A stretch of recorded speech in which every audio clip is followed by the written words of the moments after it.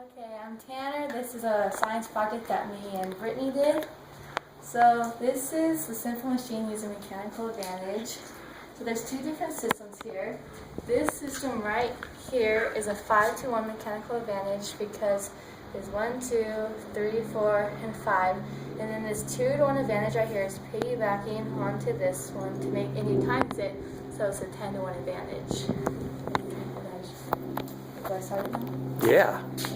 What does it do? It lifts up all that.